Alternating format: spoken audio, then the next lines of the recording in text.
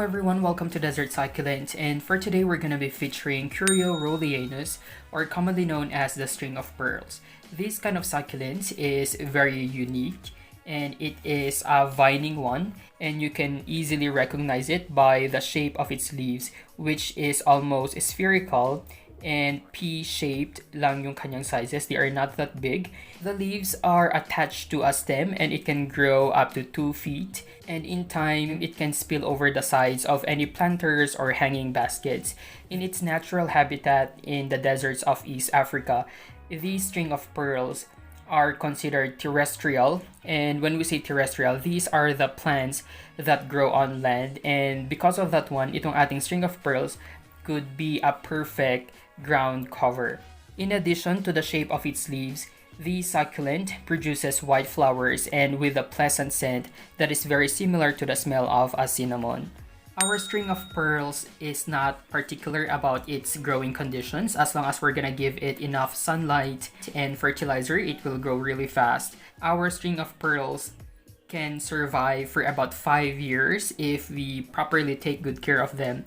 But even if their lifespan is just about 5 years, we can easily propagate the succulent from stem cuttings, and if you're gonna be doing that, we can effectively keep it alive indefinitely. We can easily twine the stems together, like for example this, pwede natin silang i-ganyan, ipaikot together, and if this one is longer, we could easily do that. This kind of succulent has no major pest or disease problems, and it doesn't require much care. However, we need to give them plenty of light all year round, and it is very susceptible sa root rot, so make sure that the soil is well draining as always. With its light requirements, it needs only a few hours of direct sunlight every day, and at the same time, it also requires indirect sunlight as well. What you are seeing right now is an example of a string of pearl that is growing in an indirect sunlight, and it only receives the full sunlight every morning. And here I also have another example. This one is a variegated one. As you would see, there are like some streaks sa kanyang pinaka pearl, and this one is receiving full filtered sunlight every day from sunrise to sunset. Now you can see the difference between a string of pearl under indirect sunlight and a string of pearl under full filtered sunlight.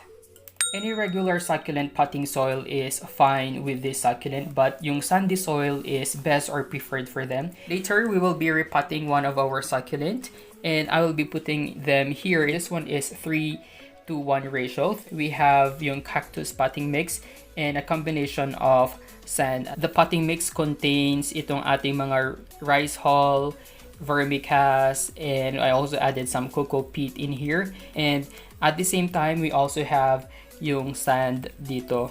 For our string of pearls, they are drought tolerant, but they prefer nga to have this moist na soil, and each time we notice na nag-dry na nga completely itong pinakataas, we should be watering them, or else your string of pearls would look like this. This string of pearl wasn't watered for the past 2 weeks, and you would notice that some of its leaves started to flatten out. Ganito yung shape ng ating healthy looking string of pearls. They are in good condition. They have this very bright and shiny look. But as you would see here, they look very dry. They are not even shiny anymore. And parang lumubog nga yung kanyang pinaka-pearl. It's not well-rounded anymore. And that indicates that these kind of string of pearls are actually dehydrated or underwatered. Right now, we will be watering our dehydrated string of pearls.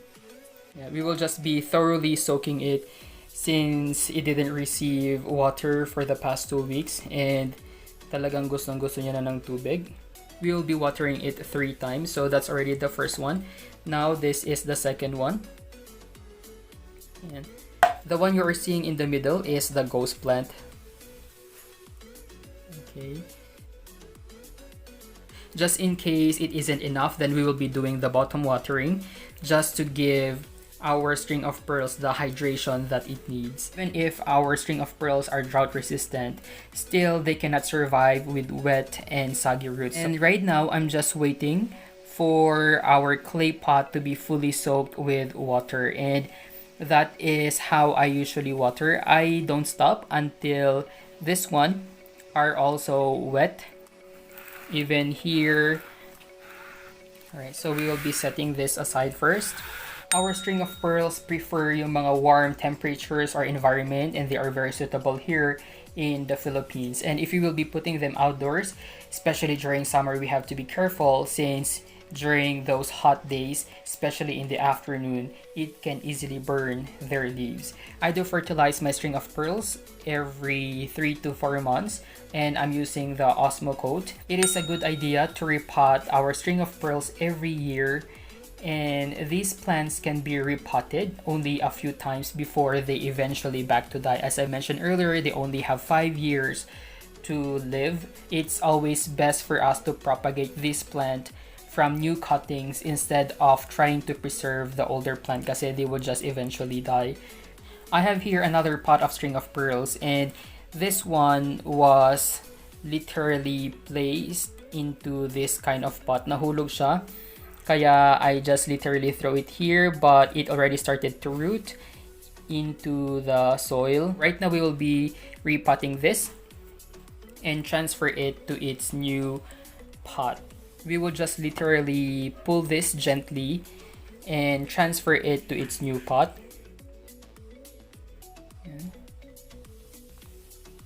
There you go. So we were able to successfully uproot this, and we will now ready to transfer it doon. And here is a top view of our pot, and we will just literally put our string of pearls dito sa kanyang pinakataas. The string of pearl is also dehydrated as well, and it wasn't watered for the past 2 weeks.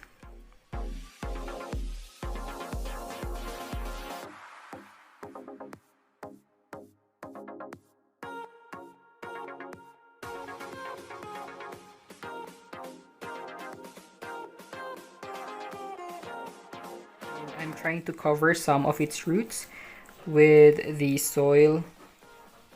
This is how our string of pearls would look like as of now. It will just naturally root itself and kakapit siya dito sa kanyang pinaka-soil. We just need to give it some time. I have already created 3 holes dito sa kanya since we will be hanging this pot or this string of pearls. And in the next coming weeks or months, I will be giving you an update about the progress of our string of pearls. With regards of its toxicity level, the leaves of the plant is slightly toxic and we should never be consumed or hindi sila dapat kainin. So we have to make sure that it's not easily accessible sa mga bata, to our children or pets.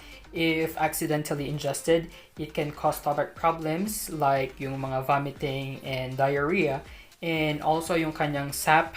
Pag, for example, we tried to remove this, may sap siya, these can also irritate the skin. So always make sure to wear gloves every time you're gonna be doing some propagation or handling your succulents.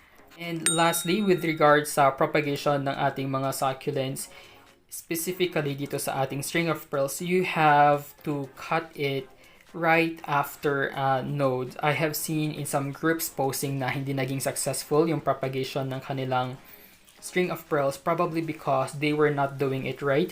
If you would check your string of pearls, there are some nodes like this one. Ayan. So when I say node, ayan siya. So nakikita nyo ba yung parang maliit na yan? That is what we call yung node. So if you will be cutting or propagating your string of pearls, you have to cut it here. Ayan. So dito. Let's try to find another. For example, we will be propagating. Hanap tayo ng medyo mahaba. So far, yun na yung pinakamahaba. You would easily see yung node, which is this one. So we would be cutting it here. And that's all you need to know about our string of pearls. Thank you guys for watching. Don't forget to like and subscribe to our YouTube channel. You may also visit our Facebook page at Desert Succulent PH.